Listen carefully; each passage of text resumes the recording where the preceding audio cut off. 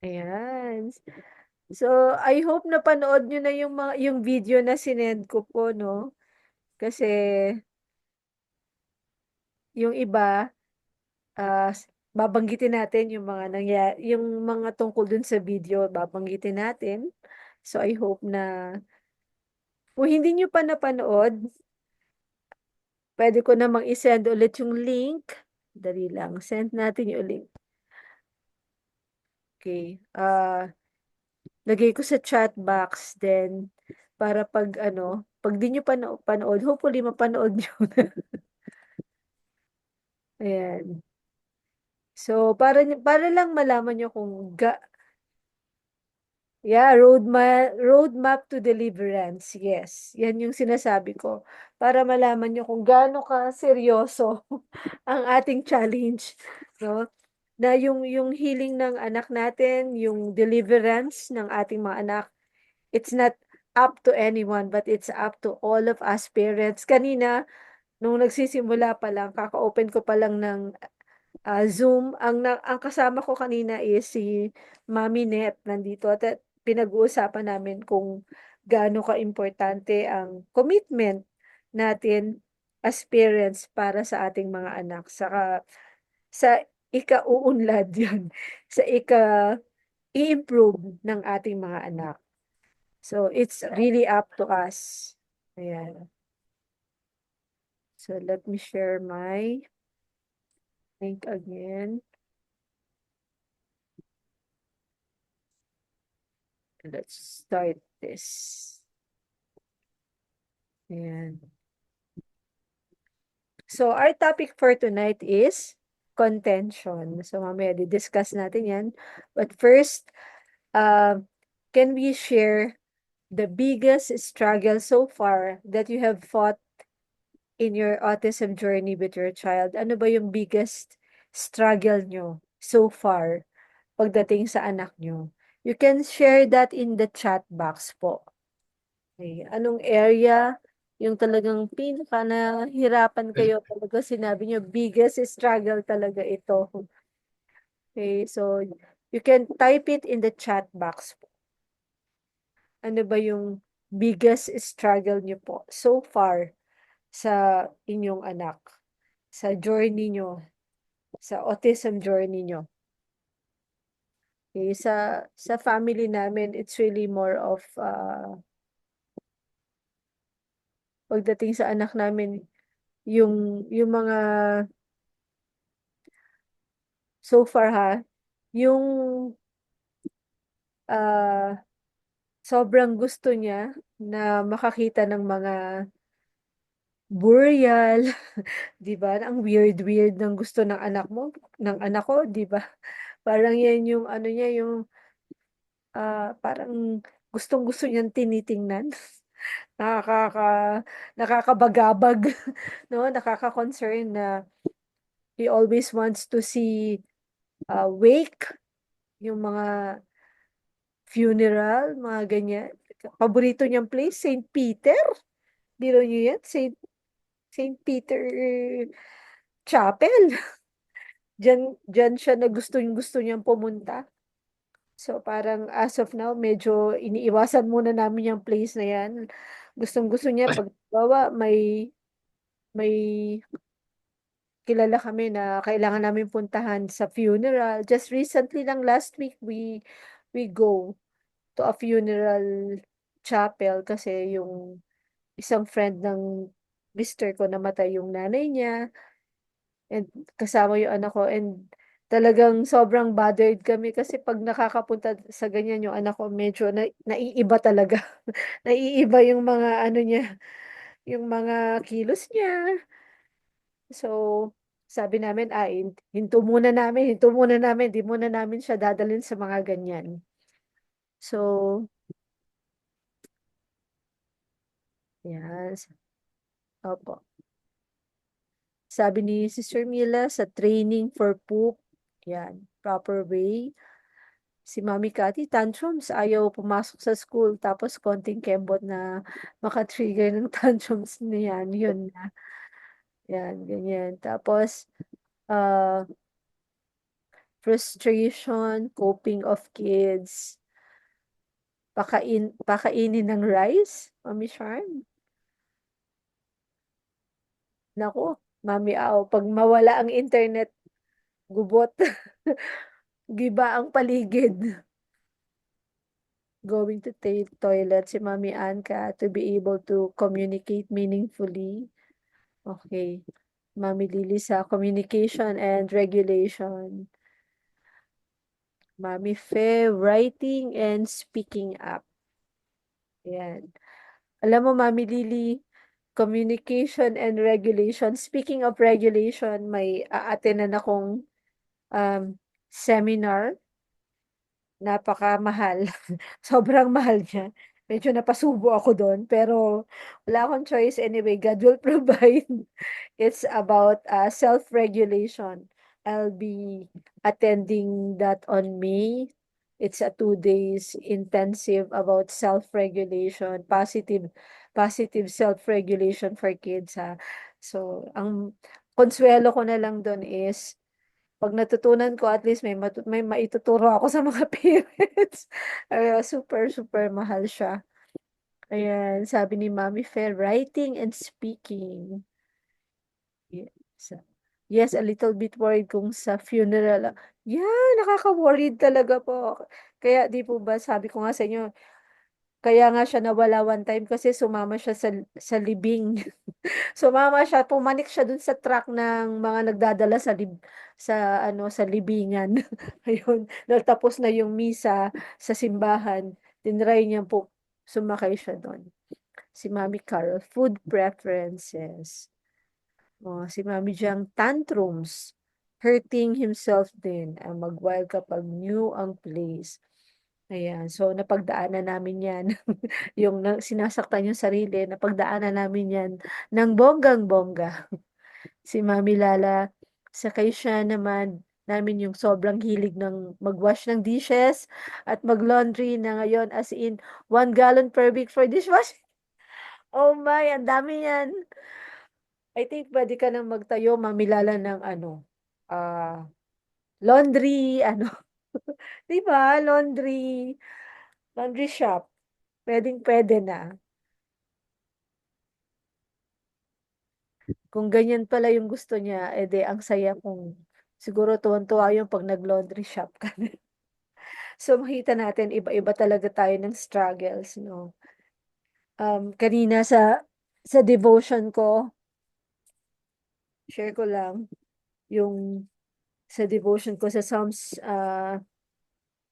71 verse 20, sabi dito, "God has allowed me to suffer much hardship, but you will restore me to life again and lift me up from the depths of the earth." And then sabi niya, "You will restore me to even greater honor and comfort me once again." God is faithful to His promises, the Holy One of Israel. O, di ba? Na even though na inaalaw minsan ni God, oo nga sis Lala, minsan inaalaw ni God na mag-suffer tayo or itong mga situation na ganito. Pero in the end, may promise si God. Sabi ni God, there will be comfort for us, and there will be honor, greater honor and comfort and restoration yung gagawin ng Lord sa atin. So, kaming mag-asawa, kasi nandito nga kami sa province ngayon, no? For 3 days, we are really seeking the Lord. Nag-prayer and fasting kami dito for 3 days na talagang we're seeking God para sa anak namin. Yun lang talaga yung hinihingi namin. And nakakatuwa naman kasi nandiyan yung encouragement ng Lord, no? So, I hope hindi talaga ako maputol. Kasi nakikita-kita ko nagbi-blink-blink yung ano dito. So, let's go to our next ano. So, if you have watched the The movie tuloy. If you have watched the video na sinend ko, The Road to Deliverance by James Cavalla. Sana panoorin niyo 'no, kung hindi pa niyo napapanood. Pero medyo mahaba siya, mahigit 1 hour, pero lahat ng sinasabi niya sobrang totoo. And then ito yung sinabi niya na road to deliverance. 4 'to: confession, conscience, contention, and consecration. So dahil 4 yan, pero ang uunahin ko muna is contention. Last week, it's all about surrender, 'di ba? Yun yung inano natin. Desperation and surrender. Yun yung topic natin last week. And ang story natin about the woman with an issue of blood na talagang sa sobrang desperada na siya, kahit na pinagbabawal na pumunta siya sa public kasi nga dinudugo siya. Bawal kasi sa mga Jews, 'no, sa kultura nila hindi puwedeng gano'n, 'no. 'Pag meron ka, bawal kang gumala-gala, and unclean ang tingin sa'yo ng mga tao, kaya hindi ka nila puwedeng lapitan, ganyan, o hawakan. Pero siya, sumiksik siya, sinikap niyang pumunta kay Jesus, hawakan kahit yung robe lang ni Jesus mahawakan niya. So, I hope na bawat isa sa atin, we have come to a point of desperation and total surrender to God. So ngayon, we are going to talk about contention. Okay? So contention, pag sinabi kasing contention, 'di ba, to fight for, talagang manindigan to fight for something. And ito, sinabi to ni James Cavalla. Sabi niya, are you ready to fight for your deliverance? Handa ka ba? Committed ka ba? Yun yung word eh. Committed ka ba? Are you ready to fight for your deliverance? Deliverance ng anak mo? Handa ka bang lumaban? Are you committed? Sabi niya, don't be lazy. Life gives you what you fought for. Fight for our deliverance. The Lord will give you the tools. Yan yung sinabi ni James Cavalla. Kaya talagang pinanghahawakan ko na talagang, Lord, ano pa bang gagawin namin? Talagang nagsisik ako na anong kailangan namin gawin para sa anak ko. And nung napanood ko yung um, video nito si James Cavalla, parang nakakuha ako ng isang major key doon sa hinahanap kong answer, hinahanap kong susi. No? So I hope na nung napanood niyo yun, talagang nabago yung inyong pananaw, yung inyong concept about deliverance, no? Na hindi yan lang isang click, but it's a journey, yung sinasabi ni James Cavalla. So, willing ba tayo? Are we willing to do what is necessary na mag-commit para sa ikabubuti ng mga anak natin? Ayan. So, ang story natin for tonight is the healing of Jairus' daughter. The healing of Jairus' daughter. So, ngayon, meron akong ipapanood sa inyo. Ano lang. Itong papanood ko sa inyo, ito yung madalas kong ipinapanood sa mga playgroups namin. So, let me share with you. Pambata siya, pero kasi gustong-gusto ko on how this cartoon presented Jesus. No, pati yung parang yung character niya and everything. Sige. Jesus raises Jairus' daughter. This is Jesus. Heyo! Who is the Son of God and the Savior of the world. While Jesus was on earth, he taught everyone about God's love and healed people from their sickness. He did many miracles like calming storms and even raised people from the dead. Wahoo! One day, a crowd met Jesus as he was getting off a boat. Oh, hey guys. A Jewish leader named Jairus came to Jesus and begged Jesus to come to his home because his 12-year-old daughter was dying. As Jesus went with him, a woman was healed of her sickness when she touched him. As this was happening, a messenger arrived from Jairus' house and told him his daughter was dead, so there was no need to trouble Jesus anymore. But when Jesus heard what happened, he said to Jairus, "Don't be afraid. Just have faith and she will be healed." When they arrived at the house, it was filled with people crying. But Jesus said, Aww. "Stop the weeping. She isn't dead, she's only asleep." The crowd laughed at Jesus because they all knew she had died. Jesus made them all leave except Peter, James, John, and the girl's father and mother. Then Jesus took the girl by hand and said in a loud voice, "My child, get up!" Oh, hey everyone! And the little girl immediately stood up and started walking around. Then Jesus told them to give her something to eat. Her parents were amazed, but Jesus insisted that they not tell anyone what had happened. But news still spread all throughout the region of the miracle Jesus had done. Ayan. So that was the story of Jairus' daughter. So right now, we're going to read naman the Word of God.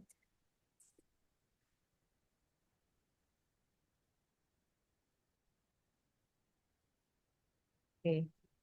Mommy, Mommy Lily, are you there? Can you read our passage of scripture? Yes po, Mami. Sandali lang, pahinaan ko lang yung pinapanood ni Yana. Sige. May mga aso dito nagko-contest sila. Sige.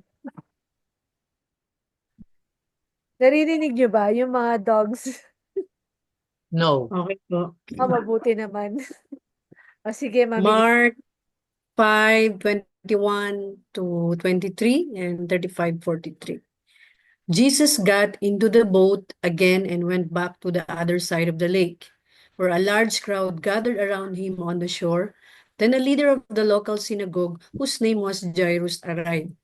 When he saw Jesus, he fell at his feet, pleading fervently with him. "My little daughter is dying," he said. "Please come and lay your hands on her. Heal her so she can live." Amen. Next, Mami Lily. This one. Wala ata si Mami Josie. Then, nandito. Sige. Naka-freeze. Naka-freeze ako? Okay, baka nawala yung internet niya. Baka na lang tuloy natin. I'll find in Huh? the...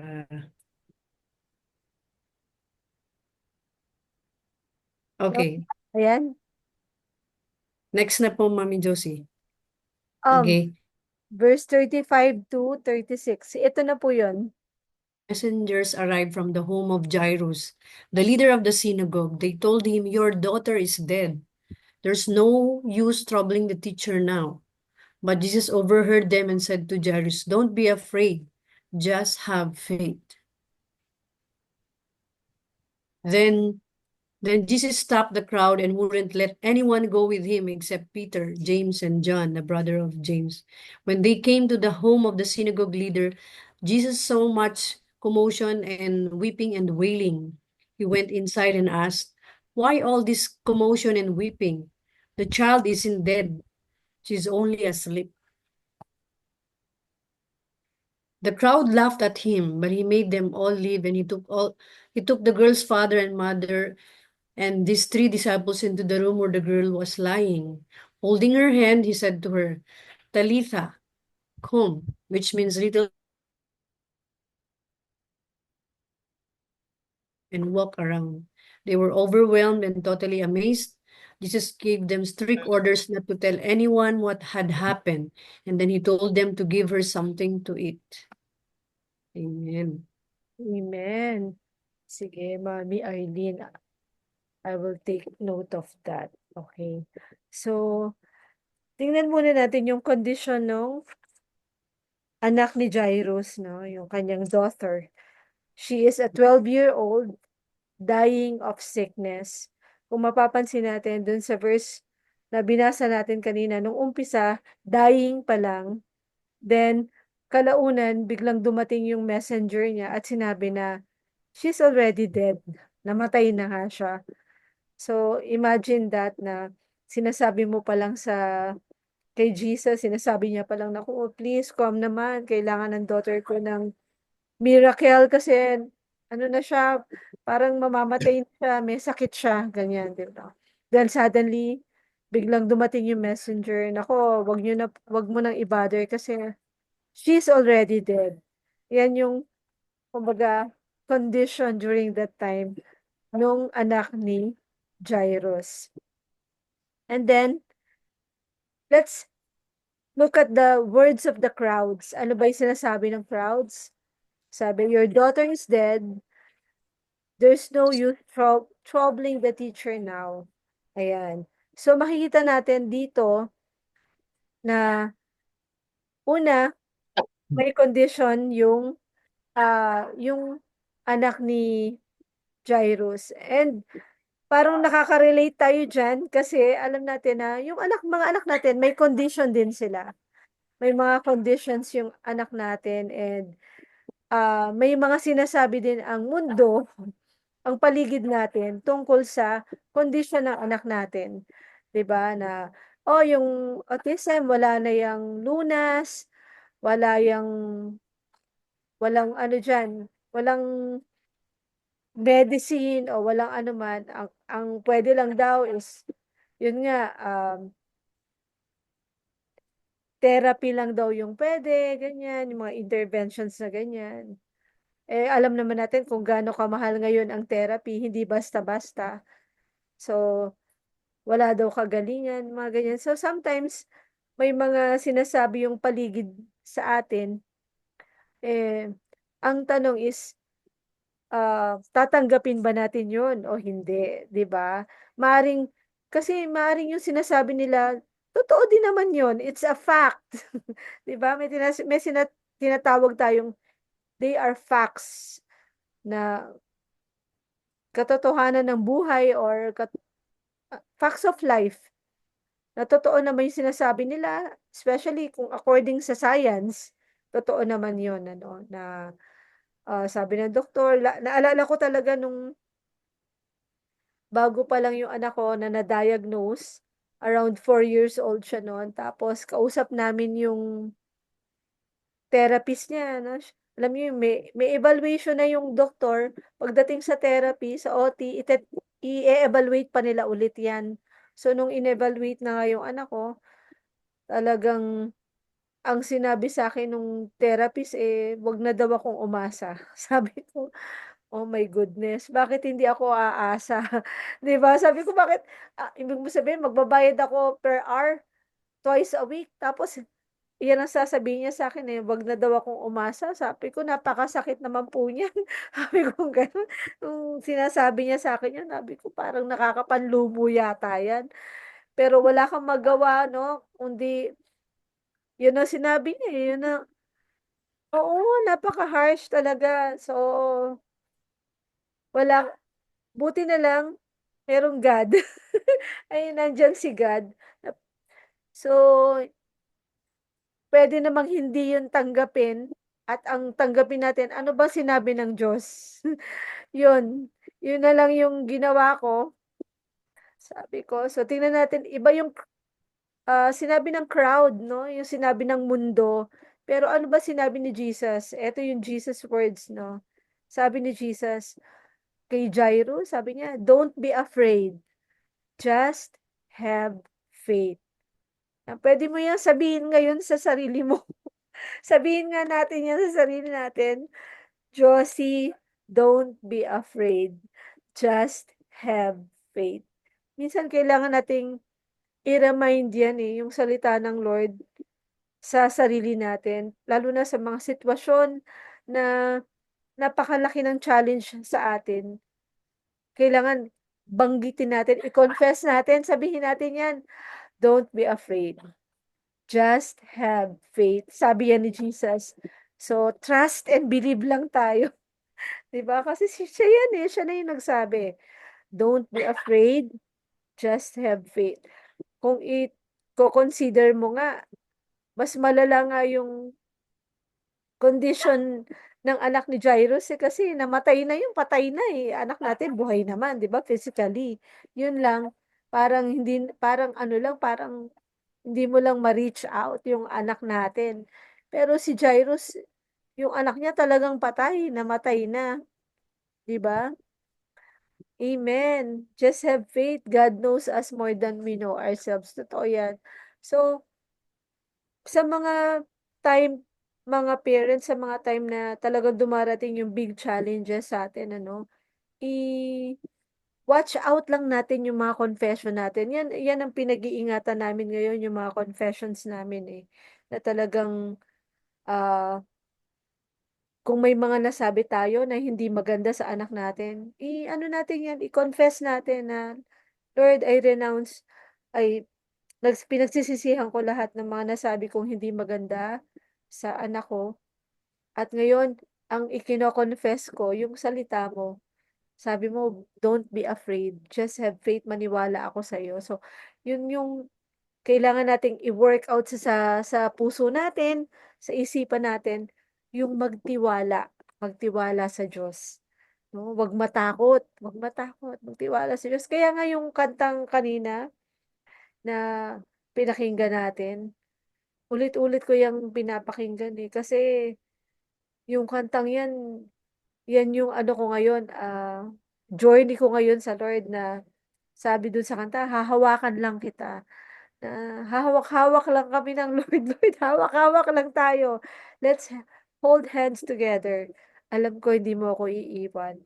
'Di ba? Yan yung words ni Jesus. Ano pa yung words ni Jesus? Sabi niya, eto yung sinabi niya, by faith, no? Sinabi niya, by faith. Kasi yung facts, yung titingnan mo, kung ang titingnan mo yung katotohanan, nandun na yung bata, patay na yun Pero sabi ni Jesus, the child isn't dead. She is only asleep. So, iba yung sinasabi ni Jesus, no? Iba yung nangyari, iba yung nakita nung mga tao, facts. Pero si Jesus, ang sinasabi niya, faith, manampalataya ka. Sabi niya kay Jairus, the child isn't dead. She is only asleep. Maniwala ka. 'Di ba? So, tayo, meron tayong desisyon. Paniniwalaan ba natin, tatanggapin ba natin ang salita ng science, salita ng ibang tao, ng doktor, katulad nung sinabi nung doktor sa'min, 'no, nung OT sa akin na, "Wag ka ng umasa." Tatanggapin ko ba yun o hindi? Hindi ko yun tinanggap, kasi alam ko sa Diyos merong pag-asa. So, kung may marinig tayo, ang i-confess pa rin natin, Lord, sa'yo may pag-asa. Sa'yo may milagro. Hindi lang pag-asa, milagro. May milagro sa Lord. So, yan yung panghahawakan natin. Di po ba? So, at ito yung maganda. Ito yung instruction na ginawa ni Jesus sa binigay ni Jesus dun sa mga ama nung bata, no, kay Jairus tsaka sa asawa niya. So, parents followed Jesus' instruction. So, ano ba yung unang instruction? Ah, paalisin yung mga tao. O, ang ginawa ni Jairus at ng asawa niya, sinuportahan niya yung sinabi ni Jesus. Pinaalis din nila yung mga tao, pinalabas nila ng bahay. Okay? Pangalawa, they allowed Jesus to touch their child and raise her. Sige Lord, gawin mo na kung anong gusto mong gawin sa anak namin. At yun ang ginawa ni Jesus. Ba? Nilapitan niya yung bata, pinagaling niya. Ba? So, at ang pangatlo, ano sabi ni Jesus? Give her something to eat. So makikita nyo rito, napaka-practical, no? Nung sinabi ni Jesus, o pakainin nyo na yung bata. Bigyan nyo na ng pagkain, gutom na yan. Diba? So sometimes tayo mga parents, yung mga instruction natin, akala natin mga instruction sa atin, mga spiritual lang. Oo, may mga spiritual, pero alam nyo, sa totoo lang, when you walk with Jesus, pagkasama nyo ang Panginoon na sa journey natin, no? Sa autism journey natin. Mostly ng mga sasabihin sa atin ng Lord, yung guidance ng Lord sa atin, yung bibigay niya sa atin ng mga wisdom, mga guidance, very practical, sa totoo lang. Especially kung talagang close in step ka with God, ibibigyan ka niya ng mga instructions. Bibigyan ka niya ng mga tao na iko-connect niya sa'yo, ituturo sa'yo kung anong gagawin mo, yung mga bagay na mga dapat mong iwasan, yung mga bagay na dapat mong gawin para matulungan yung anak mo. Those came from the Lord. So this is a journey. So as long as you trust God, magtiwala ka sa Kanya, lahat, umasa ka sa Kanya, nagpe-pray ka, everyday nagpe-pray ka for wisdom, bibigyan ka ng Lord. Well, sabi nga, if you seek me with all of your heart, you will find me. Tapos hindi lang yun, sinabi ng Lord, seek and you will find. Knock and the door will be open to you. Diba? Sabi niya ganon. Ask and you will receive. So sa journey na to, sometimes napaka-practical ng bibigay ng Lord sa atin na solution. Like sa aming mag-asawa, naalala ko dati na isa sa mga binigay sa aming solution ng Lord, yung bigyan yung anak namin ng virgin coconut oil. Tapos, hindi lang yun, binago namin yung diet niya.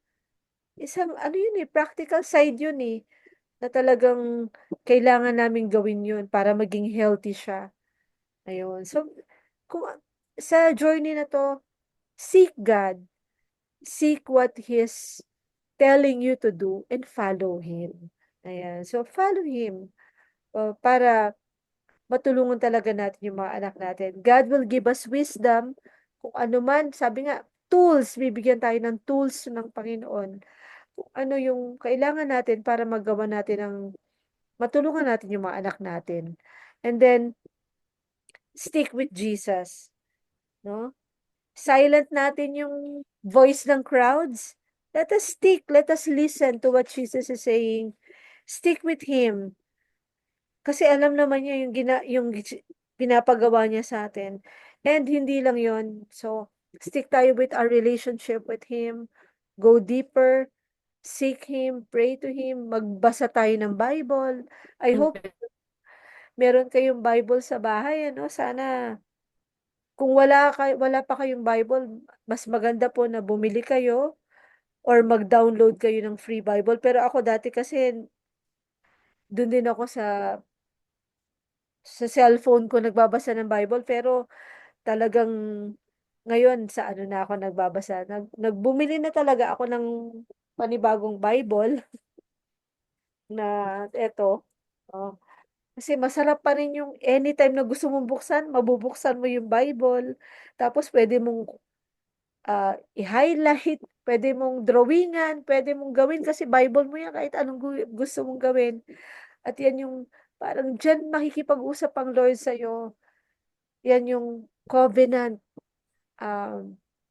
message ng Lord, love letter ng Lord sa'yo. Napakasarap basahin yan everyday. Kahit isang chapter, ang laki-laki ng maitutulong sa atin yan.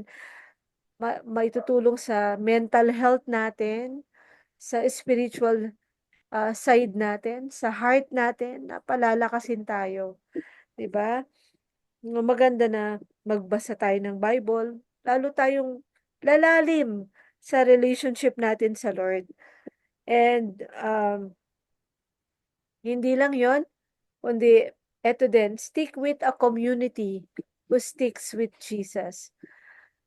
Mag-stick tayo sa isang community, sa isang church, isang grupo na na ililid tayo sa journey ng matagumpay. Kasi kung mag-isa ka lang, mahirap 'yon. Mag-isa ka na magjo-journey, mahirap. Mas maganda, we're better together, 'di ba? We're stronger together. Mas maganda na sama-sama tayo dito, magpapalakasan tayo. Iba pa rin kung may nagpe-pray sa bawat isa. At 'pag nanghihina ka, 'pag nakapakinig ka ng mga testimony ng mga ibang tao or ng teaching about the Word of God, lumalakas tayo, 'di ba? So, stick with a community who sticks with Jesus. Kailangan natin 'yan. So, ngayon, we will go now to prayer. Pero before I go to prayer, before tayo mag-go sa prayer, meron bang gusto na magsalita, mag-share ng thoughts kahit na maiksi lang? Pwede naman. Anything na you want to add, gusto nyo pong i-add sa ating kwento ngayong gabi, sa ating meditation ngayong gabi. Baka po merong gustong mag-add. Sige po, wag na po kayong mahiya. Baka meron kayong gustong idagdag sa ating meditation. Sige po, Mami Net, baka meron kayong gustong idagdag. O sige, actually nilagay ko na sa chat. Pero sige, sasabihin ko. I've been learning this and I always take note of always this, yung teaching din ng church na for every challenge that we have, it is always our response that matters. Meaning, marami tayong mga experiences, be it good or bad. Of course, we feel the blessings whenever we receive good things, di ba? But then, parang sa atin, whenever we experience bad things that makes us sad, sorrowful, ang response natin is something like negative. But nevertheless, whenever bad things is being given to us, to you and me, there is always that God's purpose. And one thing that I'm sure that His purpose is that to make you strong. To make you strong. If you are strong, to make you stronger. Diba? Amen. Yun lang. Maraming salamat, Mami Net. Totoo yan. Gusto ko yung sinabi mo na God will make us stronger. Mapapalakasin niya tayo. Kasi kung halimbawa, 'di ba, dahil ang topic natin nga ngayon is about contention, pakikipaglaban. I, hindi pwede kasi tayong talaga mag-give up, 'di ba? Sa mga anak natin yan, paano tayo mag-give up? Pero ang maganda diyan, God will make us stronger. Siya talaga. Kaya dapat kapit talaga sa Kanya. And yun nga, if we seek God, pag hinanap natin si God ng buong puso natin, promise niya yan sa Bible, if you seek me with all of your heart, you will find me. So, kung hananap natin ng Lord, matatagpuan natin. Naghahanap tayo ng answer, ng kasagutan, matatagpuan natin. O, sino pa po? Baka meron pang gustong mag-share or magdagdag. Pwede pa naman. Ano, Mami Cathy, sige, go. Ano lang, Mami Jo, share ko lang din kasi parang relevant din yun sa topic natin ngayon. So, yung verse kanina na devotional ko din is the prayer of Jehoshaphat, King Jehoshaphat, when a great multitude was attacking them. So his prayer goes this way: For we have no power against this great multitude that is coming against us, nor do we know what to do, but our eyes are upon you. So, God says you will not need to fight in this battle. Position yourselves, stand still and see the salvation of God. So just like Moses also said, that just like God also said to Moses in Exodus, do not be afraid. No, God says, do not be afraid always, and then stand still and see the salvation of the Lord, which will accomplish for you today. The Lord will fight for you and you shall hold your peace. So yun yung magandang ano doon, the Lord will fight for you. Yun yung palagi nating ano natin sa puso natin, that the Lord will fight for us. Keep your peace. Just keep your peace and see the salvation. This salvation that means Jesus. So we have to fix our eyes on Jesus, focus our eyes on Jesus. Always talagang mananatili tayo sa presence ni Jesus. Kasi yun yung uh, mag parang magbibigay ng peace sa atin, and the Lord will also fight for us. We don't need to struggle too much because the Lord will fight for us. Yun lang po, Mami Jo. Wow, napakaganda rin ng shinare mo. Gusto ko rin yan. The Lord will fight for us.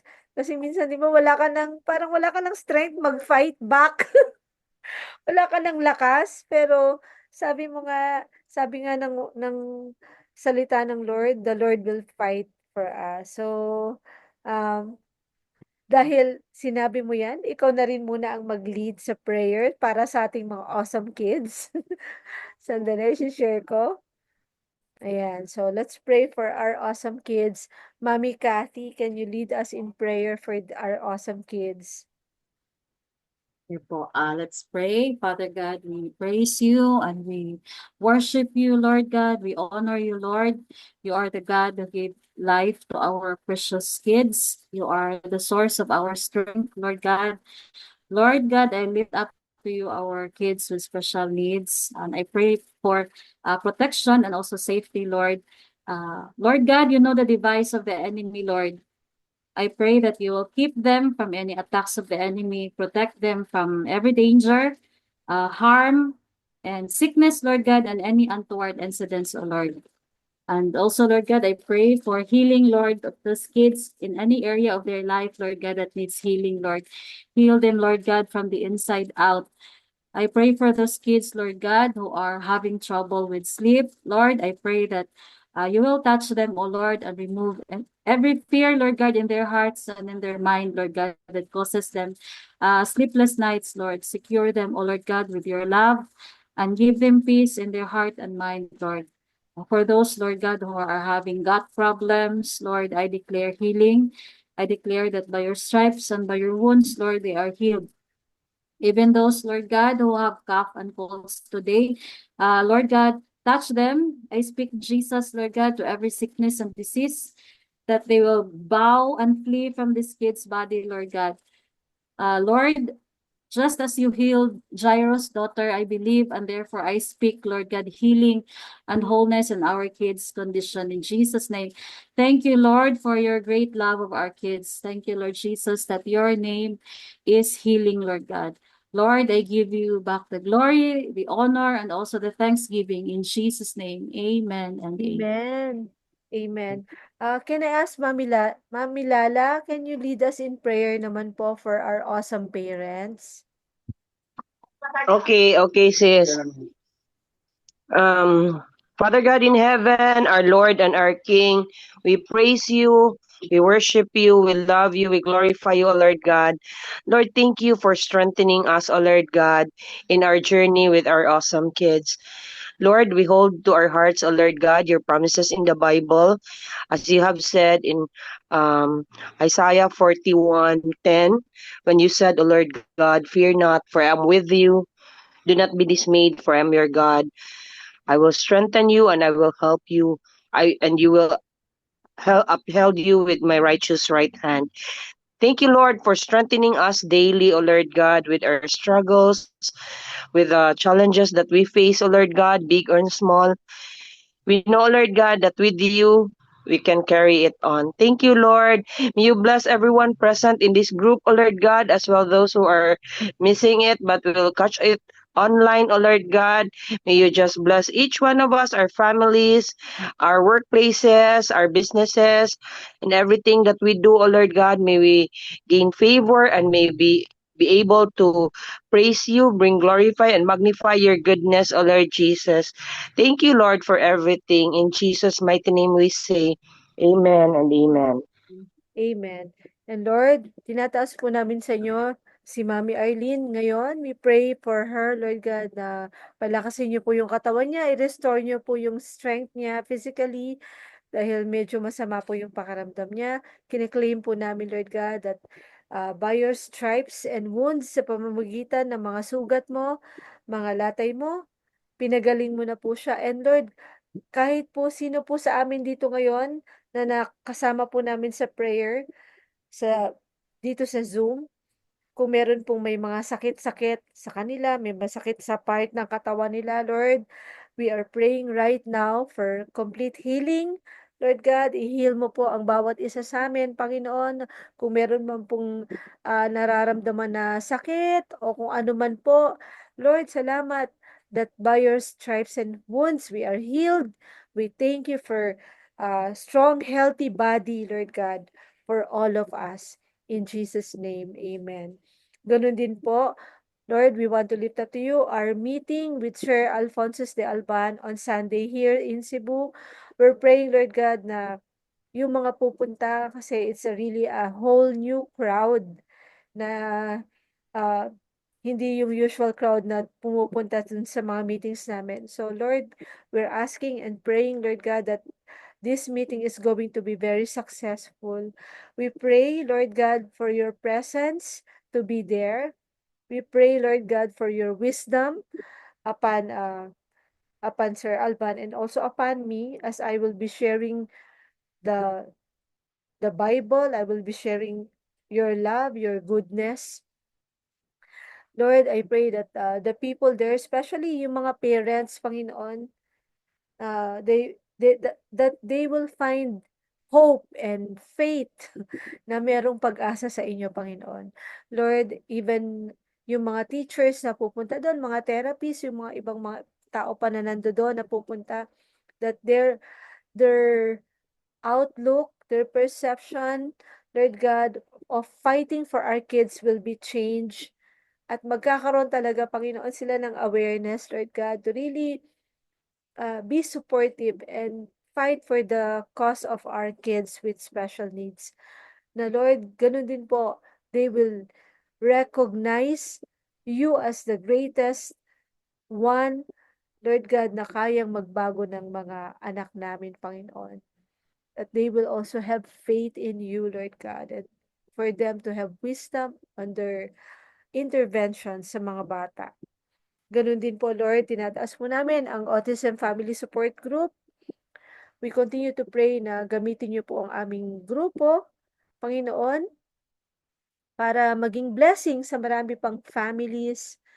Lord, ngayon pa lang, tinataas na namin, Panginoon, sa inyo yung plano namin na magkaroon ng Mother's Day Retreat.